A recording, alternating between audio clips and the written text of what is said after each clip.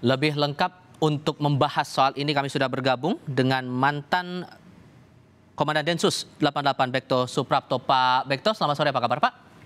Selamat sore, kabar baik. Terima kasih sudah bergabung bersama kami. Kami mendapatkan kabar juga bahwa kepolisian menelusuri untuk sementara ini dugaannya itu kejadian yang berlangsung dengan korban anggota Densus 88 anti teror ini dugaannya kelalaian. Kalau Anda menangkapnya, ini bagaimana kemudian analisis Anda soal ini? Iya, kejadian ini pada hari Minggu ya, dini hari, pukul 2.50, tanggal 23 Juli tahun 2023.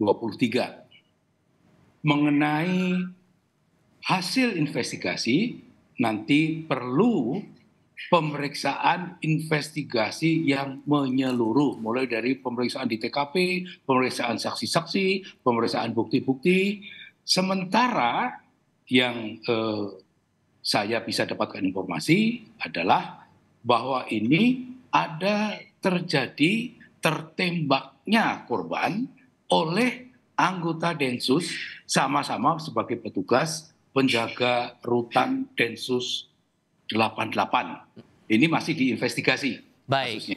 Baik, kita juga sudah terhubung saat ini dengan Ibu dari Bribda Ignatius Frisco Sirage dengan Ibu Inosensia Antonia Tarigas. Halo, selamat sore Ibu. Sore Bapak. Dengan Tifal di studio, kami sampaikan terlebih dahulu rasa duka kami atas berpulangnya anak Ibu. Tapi yang mungkin bisa kami coba cari tahu dari Anda, Bu, awalnya pihak kepolisian menceritakan bagaimana kepada keluarga Ibu soal kondisi anak Ibu sampai akhirnya berpulang? Saya dapat teleponnya itu kurang lebih setengah 12 siang hari Minggu. Oke. Dan kebetulan saya juga nggak, ini kan saya biasanya agak takut-takut juga ngambil nomor HP yang nggak ada namanya. Jadi saya tanya, dia bilang betul ini ibunya Riko. Saya jawab waktu itu betul. Lalu karena saya takut juga, saya tanya lagi, kok orangnya bilang kan, Ibu kami dari Jakarta. Kalau tidak salah waktu itu dari, lupa saya dia bilang dari apa gitu. Dia memperkenalkan diri sebagai lembaga atau secara personal, Bu? Lembaga sih Pak, lembaga. Cuman dia sebutkan namanya, saya yang enggak ini karena pikir saya kan takutnya itu penipuan gitu Pak. Oke, setelah mendapat telepon dia memperkenalkan diri lalu dibicara apa lagi Bu? Dia bilang, Ibu kalau bisa Ibu sekarang segera berangkat ke Jakarta.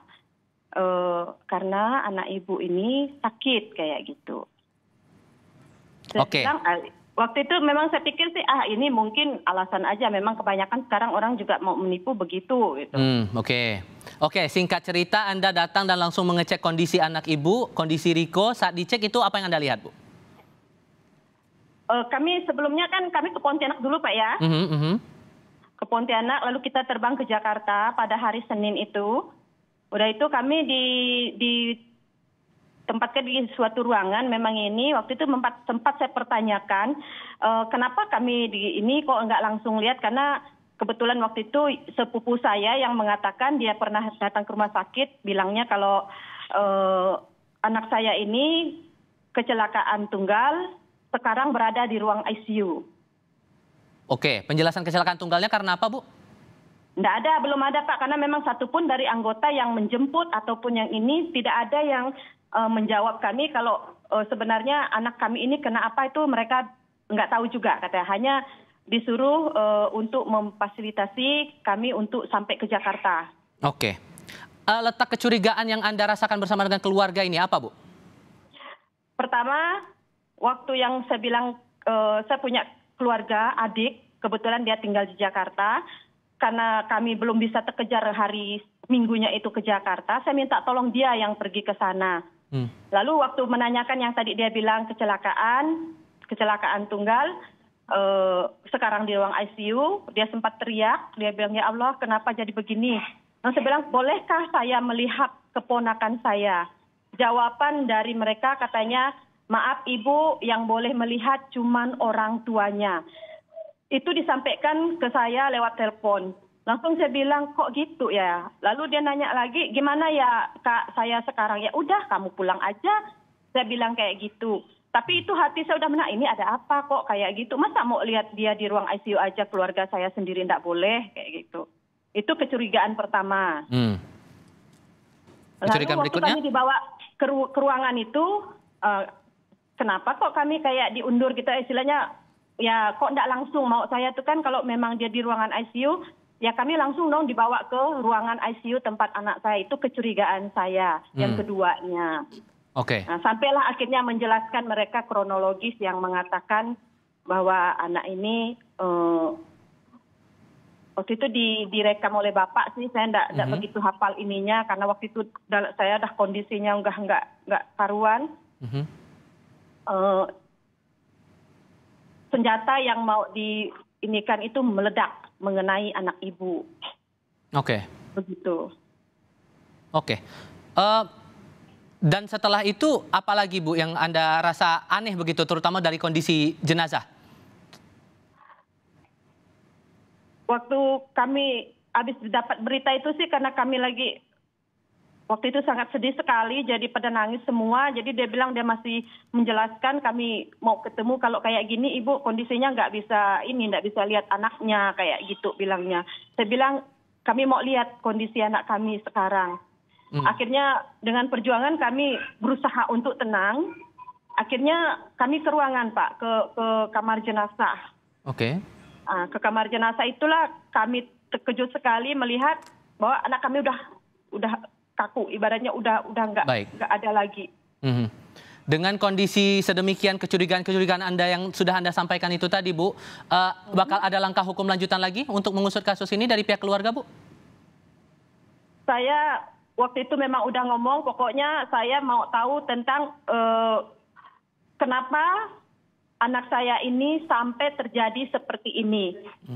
Saya tidak mau kalau nanti ada istilah anak saya Riko kedua yang terjadi. Baik. Cukup anak saya saja, tapi itu harus diusut tuntas, saya bilang. Waktu itu saya udah ngomong juga dengan mereka. Baik. Pak Bekto, dengan penjelasan Bu Inosensia tadi, apa yang Anda tangkap Pak?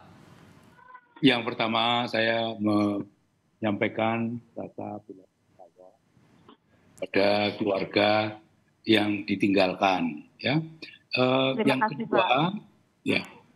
Yang kedua adalah ini investigasi sedang berjalan.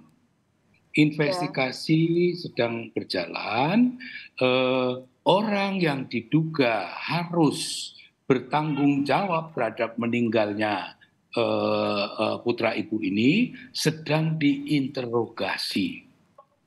Menjadi kewajiban polisi untuk menyidik ini, membuat terang perkara ini. Ada apa sehingga putra ibu menjadi korban? Ya, putra ibu seorang polisi yang bertugas di Densus. Ini semua memerlukan waktu, termasuk mengapa sampai meninggal. Sampai meninggal itu karena ini juga ada kaitannya dengan penembakan. Semua akan dibuktikan. Mulai dari senjatanya apa, pelurunya yang mana, jelaganya bagaimana, termasuk orang-orang yang ada di sekitar. Semua dicatat sebagai saksi. Hasil investigasi ini yang menarik untuk dicermati untuk menjawab kecurigaan-kecurigaan dari pihak keluarga. Pak Bekto, terima kasih. Bu Inosensia, lewat sambungan telepon juga terima kasih sudah berdiskusi bersama kami, Bu. Sehat-sehat selalu untuk Anda sekeluarga. Semuanya selamat sore, terima kasih.